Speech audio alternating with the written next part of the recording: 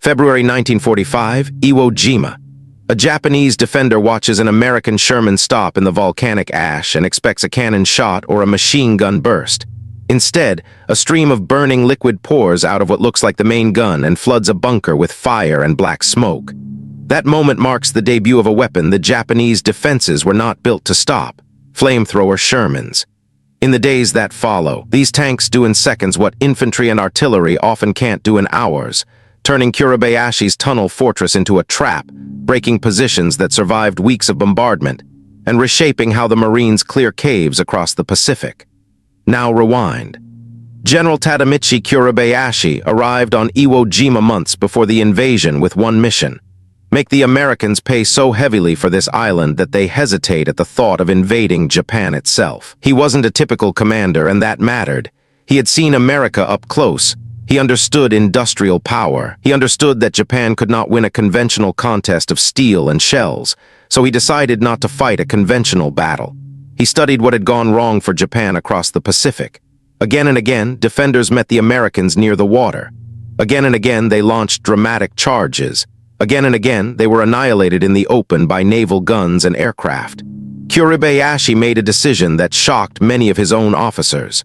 No mass charges, no meeting the enemy at the beach, no heroic deaths on open sand. His men would fight from underground. For months, thousands of soldiers dug into volcanic rock as if their shovels were weapons. They carved miles of tunnels that connected the island into a living machine. Some routes ran so deep that bombs barely disturbed them. Underground chambers held entire units. Field hospitals were cut into the rock. Command posts were wired with telephone lines that ran like veins. Above ground, fortified positions dotted the island, bunkers of concrete, firing slits designed to disappear into the black ash, steel doors that opened only to shoot and then sealed shut. Each position covered another. Fields of fire overlapped. The surface became a grid of kill zones. The real genius wasn't the concrete, it was the connections. If Marines blasted a bunker with grenades, defenders could retreat through tunnels, circle underneath, and reappear behind the Americans. A position that seemed cleared could start firing again within minutes. The island became a place where progress never felt secure because the enemy could move unseen beneath your feet. American intelligence estimates predicted a fast fight. The logic seemed simple: pulverize the island, land the Marines, and take it quickly. So the bombardment came. For weeks, aircraft hammered the rock. Then naval guns joined in, flooding the island with shells. From the sea, Iwo Jima looked like it was being erased. Smoke swallowed the ridgelines. Fire walked across the slopes. The assumption in many planning rooms was that nothing could survive that amount of punishment. But Kuribayashi's defense was built to survive exactly that. The tunnels absorbed the shock. The chambers protected the men. The bunkers were damaged, yes, but many remained usable. When the bombardment lifted, thousands of defenders were still alive, still organized, still waiting. Kuribayashi's instruction to his gunners was the hardest kind of discipline in war. Let them land, let them move inland, let them think it worked, then open fire from everywhere at once. February 19, 1945, the Marines hit the beaches. The first wave meets almost no resistance. The assumption in many planning rooms was that nothing could survive that amount of punishment. It wasn't mercy, it was silence as a tactic. For a long stretch of time, Japanese gunners watched through firing slits, holding their fire while the trap filled. They could see men clustering. They could see vehicles bogging down in sand that grabbed tires and tracks. They could hear shouted orders and the scrape of equipment. Then the order came. The island erupted. Artillery from fixed positions, machine guns from bunkers invisible against the ash, mortars that had been pre-registered so precisely that the beach became a grid of impact points. The black sand swallowed vehicles. Tanks struggled on terraces. Marines had almost no cover. By the end of the first day, the casualty count was already heavy, and the Americans had not even reached the core of the defensive system. Then the fight became what Kuribayashi had designed it to be. Not a battle of lines, a battle of holes. Caves, bunkers, crevices, tunnels, hidden chambers, positions that had to be taken one at a time because there was no single front to break. Marines would clear a bunker, move forward, and then take fire from behind, as defenders reoccupied the same position through tunnels. Progress became a loop. Assault, clear, advance, get hit from the rear, turn back, clear again. Portable flamethrowers helped, but they came with a brutal cost. The operator had to get dangerously close, and he carried fuel in a tank on his back. Snipers learned quickly who to target. The weapon worked, but using it often meant losing the man carrying it. Within days, Marine commanders wanted something that could do the same job without sacrificing a flamethrower operator every time. That answer arrived in the shape of tanks. Months earlier, far from Iwo Jima, a team in Hawaii had been given a quiet mission: build a weapon that could clear fortifications without forcing Americans to walk up to the mouth of a bunker and gamble their lives in the open. The solution seemed obvious on paper: put a flamethrower on a tank. But earlier attempts hadn't been good enough. Range was limited. Fuel burned too quickly. Reliability was poor. If the system failed, you were left with a tank that had lost its main gun and gained nothing. This new effort had to be different. The team worked with mechanics and builders who were used to improvising under pressure. They started with Sherman tanks and removed the main gun. In its place went a flame projector and a large fuel system designed for thickened fuel. Pressure pushed the effective range far beyond what infantry flamethrowers could manage, allowing the tank to stay at a safer distance while still delivering fire into firing slits and cave mouths. They also understood one more thing: the tank had to look normal. If the enemy saw a special vehicle coming, he would concentrate anti-tank fire on it immediately. So the modified Shermans were built to appear like standard tanks until the moment they fired. On Iwo Jima, these flamethrower Shermans arrived after the battle was already grinding. At first, commanders weren't sure how to use them. There wasn't a perfected doctrine. Infantry and armor had to learn in real time what worked. The tank crews figured it out quickly because the battlefield teaches faster than manuals. A bunker that had stopped Marines for hours became an early test. Artillery couldn't crack it cleanly. Grenades couldn't reach the firing slits. Portable flamethrowers had been tried at close range and men had died doing it.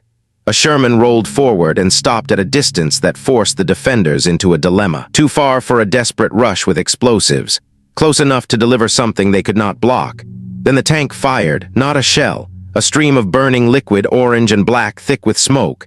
It moved like water through the air and splashed into the bunker through the same slit the defenders had used to kill Marines. The fuel clung. It flowed. It found cracks and gaps. It pulled oxygen out of enclosed space as it burned.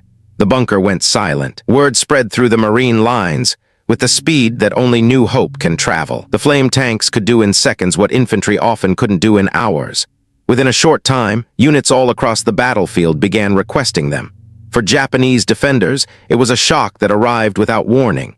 Their fortifications were built to withstand blast and fragmentation. Concrete and steel can absorb shells. Underground chambers can ride out bombardment. Those defenses were logical answers to the weapons America had been using for years. But none of those materials mattered against liquid fire delivered at range. The fuel didn't need to blow the bunker apart. It didn't need to crack concrete. It only needed an opening, and every bunker had openings because every bunker needed to shoot and breathe.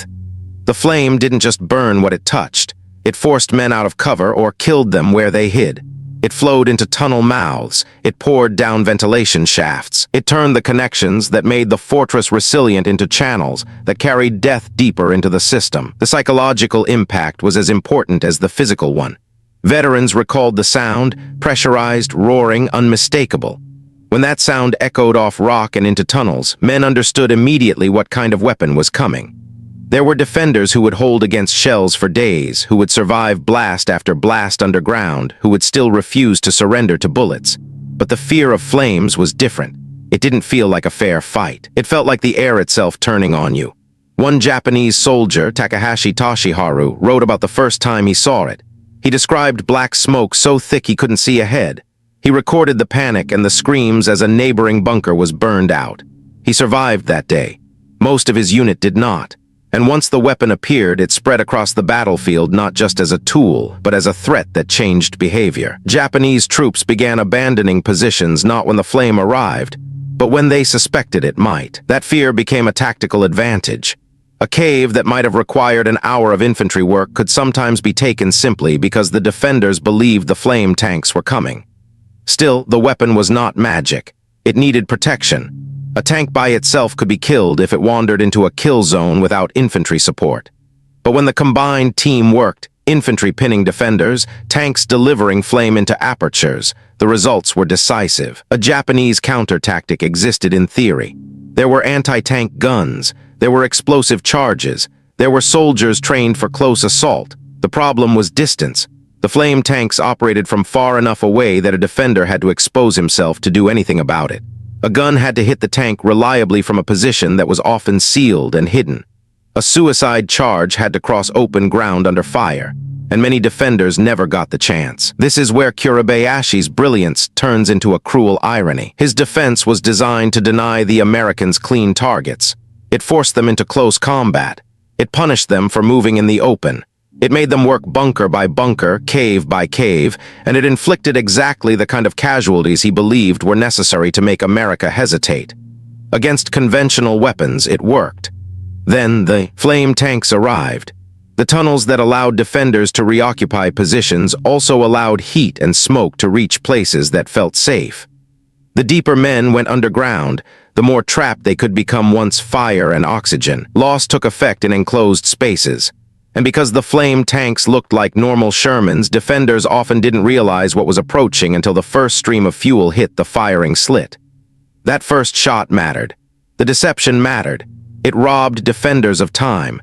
It prevented them from repositioning. It turned an expected duel, gun versus gun, into a one-sided execution. In the wider Pacific fight, the success of these tanks didn't stay confined to one island. The lesson traveled. If caves and bunkers were becoming the dominant terrain, then a weapon designed specifically to clear caves and bunkers was going to become central. Later battles saw larger numbers of these tanks, used systematically. Entire units were converted and trained around the concept. The weapon scaled because it solved a problem that had been killing infantry since the first fortified islands were hit. It wasn't glamorous. It wasn't clean. It was effective. Some post-war analysis framed flamethrowers as weapons that produced surrender as much as death, because terror can break resistance even when concrete still stands. That's the uncomfortable truth of it. The tank didn't only destroy fortifications, it destroyed the defender's belief that the fortification could protect him. Kuribayashi died on Iwo Jima. His body was never recovered. His defense achieved what it was designed to achieve in its first phase. It absorbed bombardment, stalled the landing, inflicted heavy casualties, and forced a grinding fight. But it could not answer a weapon that changed the rules of enclosed combat. That is what Takahashi saw in that bunker line in February 1945. He expected a shell. He expected the usual logic of war. Instead, he watched the future arrive as liquid fire. And after that moment, the island wasn't only a fortress. It was a trap that could be flooded. Pause 1 second, not every defender died in flame. Many died to bullets and shells and the slow collapse of positions. But the flame tanks introduced something the Japanese system wasn't built to absorb. A way to kill the bunker without cracking it, a way to clear caves from range, a way to turn tunnels from protection into confinement. The flames died decades ago, but the memory of that sound, that smoke, and that helpless distance stayed with the men who heard it. Which part of this story stayed with you?